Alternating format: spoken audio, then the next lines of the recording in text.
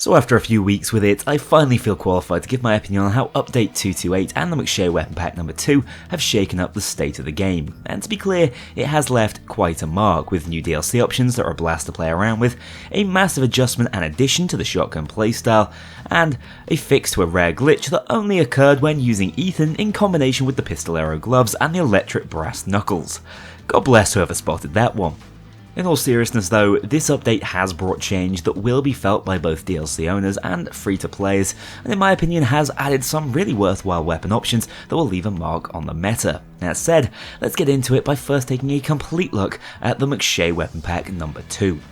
First things first, the Hailstorm MK5. If you're interested in my more detailed thoughts on this new special primary, please check out my OP or not upload, which goes into the full details of how this gun functions and where it stands viability wise.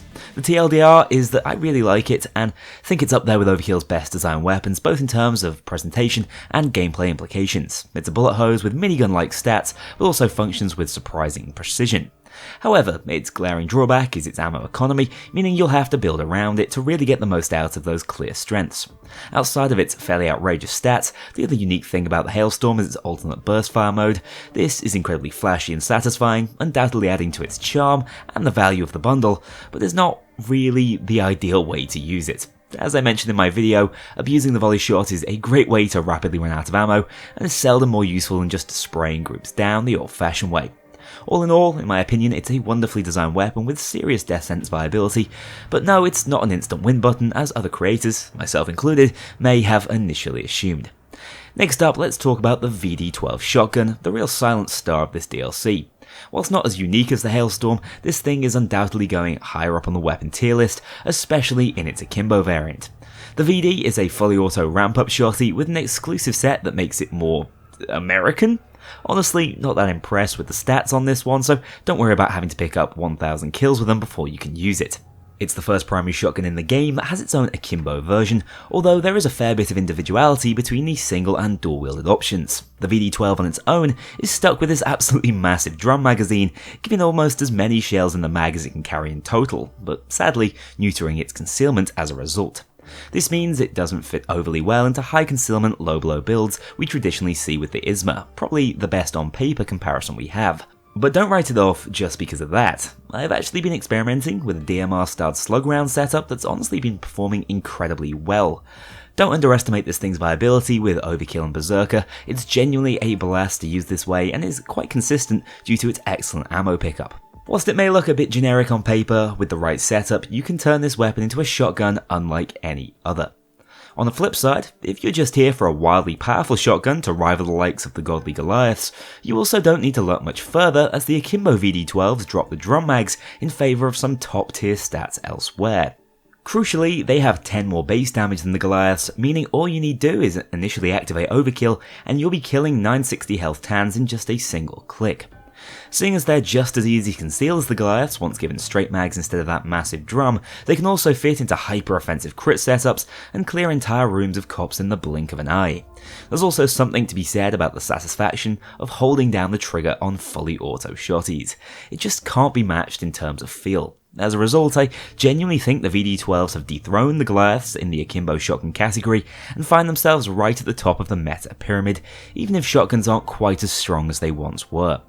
After I've refined these builds, I'm pretty sure I'll be featuring them in a video because they were seriously trivializing death sentence during testing and have been a pleasure to play around with. I also want to note here that I really appreciate Overkill ensuring that we were given akimbo variants of all the new weapons that could be dual wielded.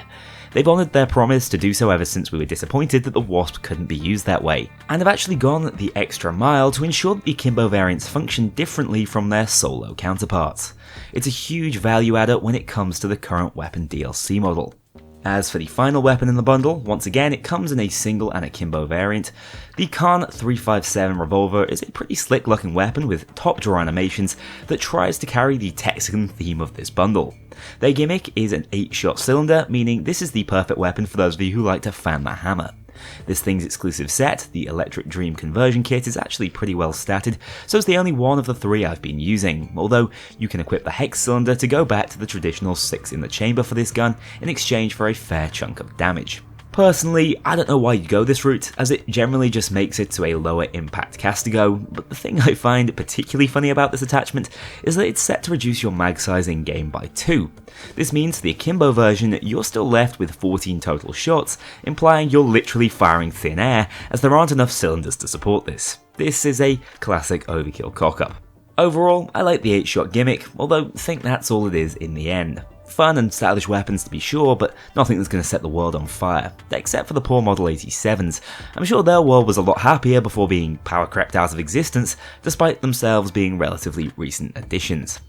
And that's it for the DLC content. Do keep in mind that the VD12 stock can be used on other weapons, including assault rifles strangely enough, although I doubt that'll shake up much. I must say, I really like all 5 additions. The revolver's more for style points than anything else, but the new shotguns and Hailstorm really do change things and add a fair share of spice to the meta. It's not a must buy, but certainly is some of the highest value DLC content we've seen in a while. Just like the first McShay weapon pack, it's great to see Overkill trying to fill gaps where gameplay options don't already exist. Definitely a purchase recommendation from me, even if you find yourself waiting for the next sale to do so. As for the free content, well, you should already know that that's a massive shakeup as well. I have an entire video covering the Dragon's Breath nerf and the Tombstone slugs added to replace them. In truth, I find the change to be a little reductive. If Overkill's issue with Dragon's Breath was that it was too easy to use, why would you add a new ammo type that's somehow even easier? Without getting into all the details, you can find out more from my breakdown video. Tombstone is able to dish out 180 poison damage from virtually anywhere on the map, trivializing every standard enemy. It can also headshot and has Flechette's extended range. Dragon's Breath, on the other hand, has been nerfed to only alight enemies hit from within 14 meters, which definitely neuters its use. However, the fire can still crit, unlike the poison, which deals set damage and can penetrate shields. Tombstone can only activate Overkill when picking up kills with direct damage, whereas DB can do so from the passive fire damage. Overall, even though they do have their clear strengths and weaknesses, the general consensus is that Tombstone is now the more powerful shotgun ammo type and gives you a great ammo efficient option for any build. I'd go as far as to say you can replace your DB shotguns with Tombstone ones and you'll barely notice a difference patch to patch. This really is my only concern with the update. Why go to the lengths of making what seems like a drastic change if the overall impact is going to be so minimal? Speaking of minimal impact, the final 3 additions in this update were the Drink Up and Home Team weapon charms.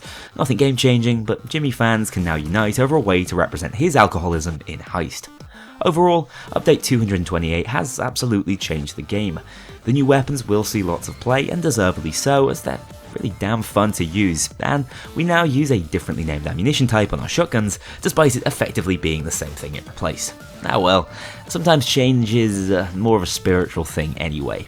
Thank you so much for watching. I'll see you all very soon. I'm going to try and go for more of a format like this one for update videos in the future. Trying to outcompete the guys who get access to it early feels like an unwinnable battle, so I'd rather come at it as an update retrospective instead. Oh, and I'd already commissioned this sweet thumbnail and wasn't about to waste that. A huge thank you to my dedicated Patreon backers. If you want to join this crew in going infamous, check out the link below and pledge as little as $2 to see your name in the credits, or get 24-hour early access to future videos and vote on upcoming content. Take care, I'll see you all soon.